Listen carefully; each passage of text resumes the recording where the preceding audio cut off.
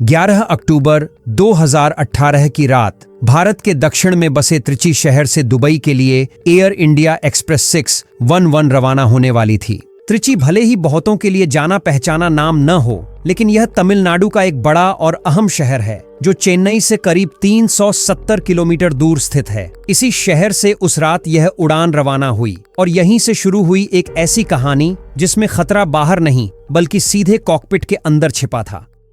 Air India express Bharat की राष्ट्रीय airline air India की लो कॉस्ट शाखा है, जिसकी शुरुआत 2005 में की गई थी ताकि छोटे शहरों से भी लोग कम खर्च में विदेश जा सकें, खास तौर पर उन भारतीयों के लिए जो काम के सिलसिले में मिडिल ईस्ट और एशिया के देशों में जाते हैं। अपने पूरे इतिहास में इस एयरलाइन के साथ 4 बड़े हादसे दर्ज हुए हैं। 3 में विमान रनवे से फिसला और चौथा यही मामला है जिसकी कहानी आज सामने आ रही है। आज के इस उड़ान में बोइंग 737 इस्तेमाल किया जा रहा था, जिसे 2009 में नया एयरलाइन को सौंपा गया था। इतने सालों की सेवा के बावजूद इस विमान का रिकॉर्ड बिल्कुल साफ था। यह क्रू उस दिन की अपनी दूसरी उड़ान कर रहा था। कुछ घंटे पहले वही पायलट दुबई से त्रिची आए थे और सब कुछ सामान्य रहा था। रात 12:02 पर विमान त्रिची उतरा और थोड़ी ही देर में दुबई वापसी की तैयारी शुरू हो गई। आज रात के इस उड़ान में 130 यात्री, 4 केबिन क्रू और 2 पायलट सवार थे।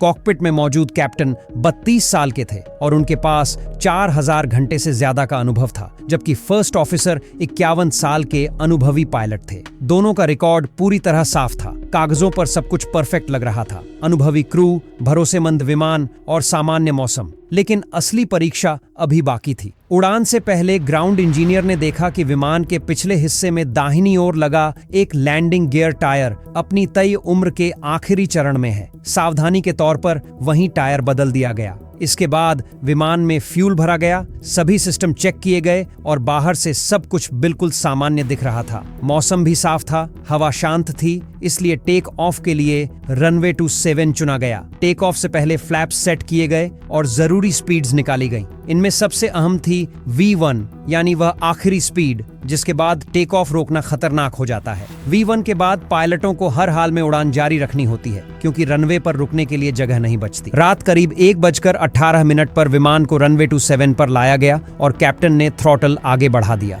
विमान तेजी से दौड़ने लगा और सब कुछ सामान्य लग रहा था। लेकिन जैसे ही स्पीड करीब 117 नॉट्स यानी लगभग 216 किलोमीटर प्रति घंटा तक पहुंची, अचानक कैप्टन की सीट जोर से पीछे खिसक गई। कैप्टन का संतुलन बिगड़ गया और उन्होंने तुरंत फर्स्ट ऑफिसर से कहा, योर कंट्रोल। इसके बाद कैप्टन अपनी सीट को दोबारा सही जगह पर लाने की कोशिश करने लगे, जिसमें लगभग 5 सेकंड लग गए। ये कुछ सेकंड बेहद कीमती थे। तब तक रनवे का बड़ा हिस्सा पीछे छूट चुका था। अब सामने बहुत कम दूरी बची थी। कैप्टन ने दोबारा कंट्रोल संभाला और जब विमान लगभग V1 स्पीड के पास पहुंचा तो उन्होंने टेक ऑफ जारी रखने का फैसला कर लिया। विमान जमीन से उठा तो सही, लेकिन उसकी नाक सामान्य से भारी लग रही थी और उसी वक्त जोरदार झटके महसूस हुए। पायलटों को लगा कि शायद यह किसी पिछले विमान की वेग टर्बुलेंस है, इसलिए उन्होंने इसे गंभीर नहीं माना और चढ़ाई जारी रखी। करीब 400 फीट की ऊंचाई पर विमान को मोड़ा गया और ऑटो पायलट लगा दिया गया। कुछ देर बाद जब सीट बेल्ट साइन बंद हुआ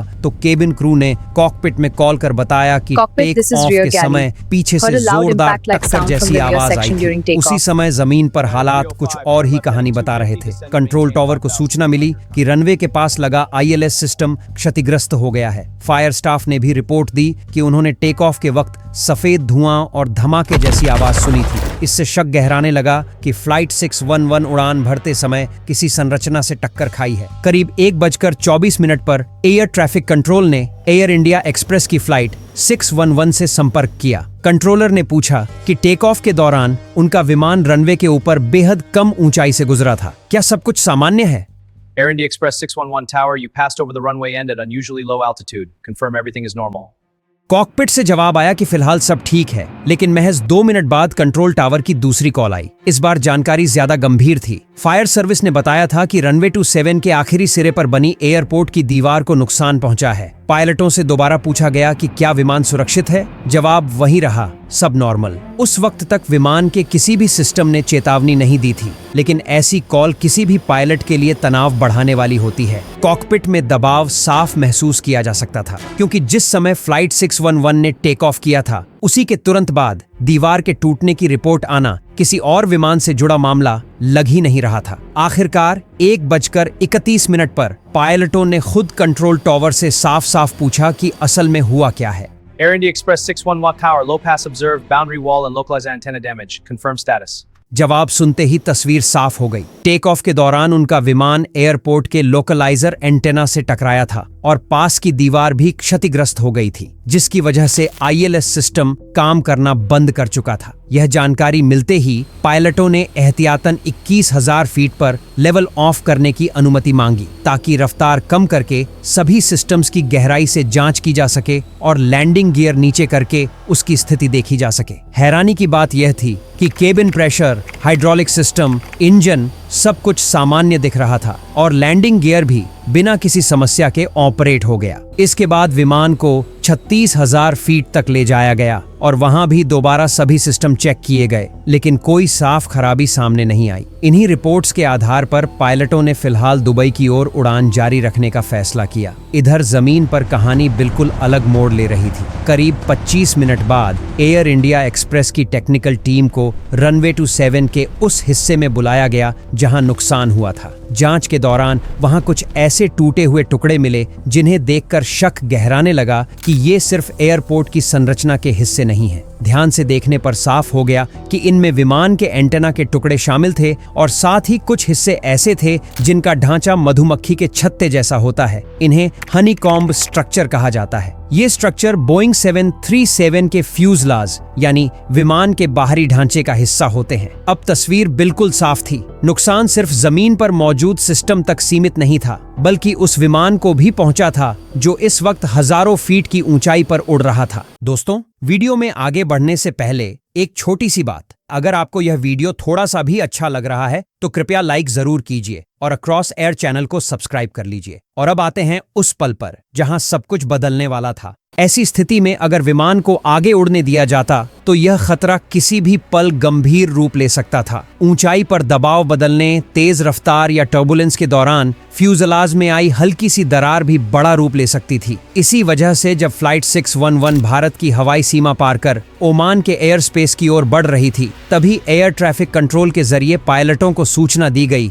कि एयर इंडिया एक्सप्रेस चाहती है कि यह विमान दुबई जाने के बजाय मुंबई लौट आए, क्योंकि मुंबई एयरलाइन का मुख्य मेंटेनेंस बेस है। भले ही उस वक्त दुबई दूरी के हिसाब से ज्यादा नजदीक था, लेकिन सुरक्षा के लिहाज से मुंबई लौटना ही सही फैसला माना गया। यह सुनते ही पायलटों ने तुरंत बचे हुए फ्यूल की गणना की। नतीजा साफ था, विमान के पास इतना ईंधन मौजूद था कि वह सुरक्षित रूप से मुंबई तक लौट सकता है। अब अगली चुनौती यह थी कि वापसी के लिए किस एयर रूट का इस्तेमाल किया जाए, क्योंकि हवा में हर विमान तय रास्तों पर ही उड़ता है और उसी के अनुसार आगे की रणनीति तय की जानी थी। कहानी अब एक नए और कहीं ज्यादा गंभीर मोड़ की ओर बढ़ रही थी। जब किसी फ्लाइट में इमरजेंसी जैसी स्थिति बन जाती है और विमान अभी उसी देश के एयर स्पेस में होता है, तो समय बचाने के लिए एक खास फैसला लिया जाता है, डायरेक्ट गंतव्य की ओर उड़ान। फ्लाइट 661 के साथ भी यही हुआ। उस वक्त दबाव पायलटों से ज्यादा एयर ट्रैफिक कंट्रोल पर था, क्योंकि किसी विमान को सीधा रास्ता देने के लिए बाकी ट्रैफिक को हटाना पड़ता है।